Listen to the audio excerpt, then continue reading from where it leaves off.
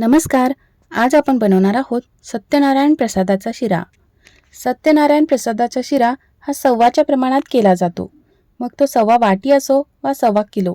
आज मी वाटीच्या प्रमाणात सर्व साहित्य घेतलेलं आहे.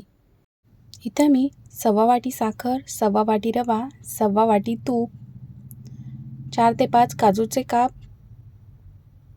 4 ते 5 बदामाचे काप, अर्धा चमचा वेलची पावडर, तुळशीपत्र आणि 1 केळ घेतले. हे सर्व साहित्य मी या फुलपात्राने मोजून घेतलंय. तुम्ही कोणत्याही वाटीने किंवा कोणत्याही भांड्याने हे सर्व साहित्य मोजून घेऊ शकता. आता याच फुलपात्राने मी 2.5 फुलपात्र दूध घेणार आहे. दूध मी 2.5 फुलपात्र घेतलंय. तुम्हाला जर संपूर्ण दूध घ्यायचं नसेल तर सव्वा वाटी दूध, सव्वा वाटी पाणी घेऊ शकता.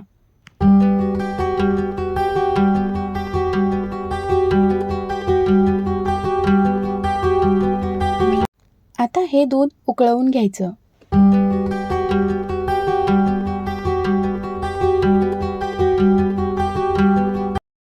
दूध उकळलेलं आहे. आता याला बाजूला ठेवायचं.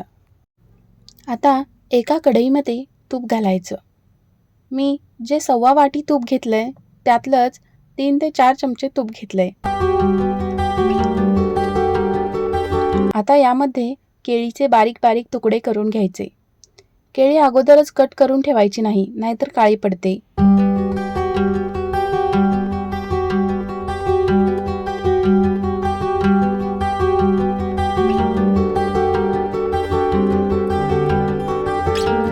इथे मी संपूर्ण 1 केळ वापरलेला आहे.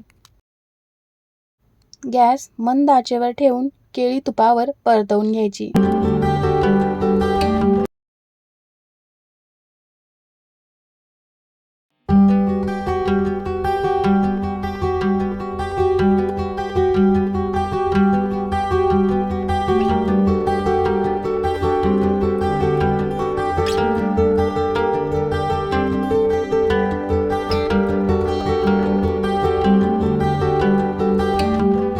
मस्त कॅरमलाइज झाले. आता ही बाजूला ठेवूया. दुसऱ्या कढईमध्ये तूप घालायचं. सर्व तूप मी इथं घालते.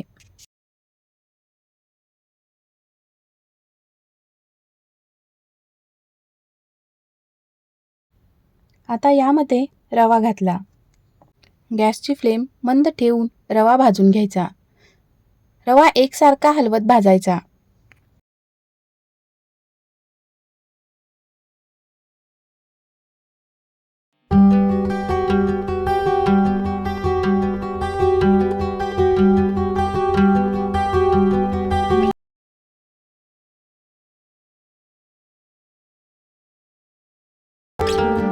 रवा 15 ते 20 मिनिटं मी मंद आचेवर भाजून घेतलाय.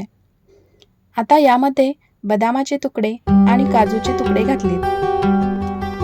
काजू बदाम तुपामध्ये तळले जातात.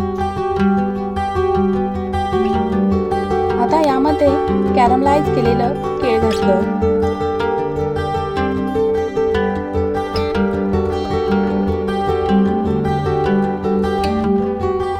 आता हे व्यवस्थित मिक्स करून घ्यायचं.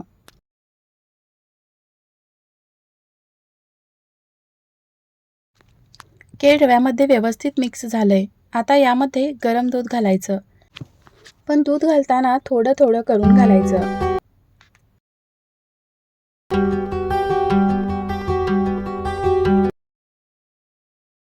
मी 2 बॅचमध्ये थोडं थोडं दूध घातलं. गरम दूध घातल्याने रवा छान फुलला जातो.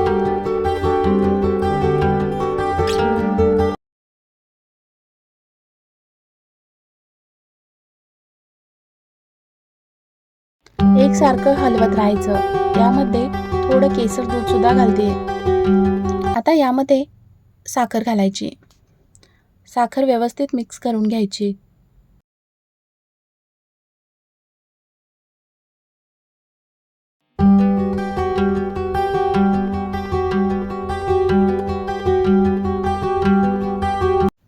आता झाकण लावून 5 मिनिटं वाफ द्यायची. 5 मिनिटानंतर बघू शकता शिरा मस्त फुललाय. अजिबात चिकट झालेला नाही. मऊ पण दाणेदार शिरा झालेला आहे.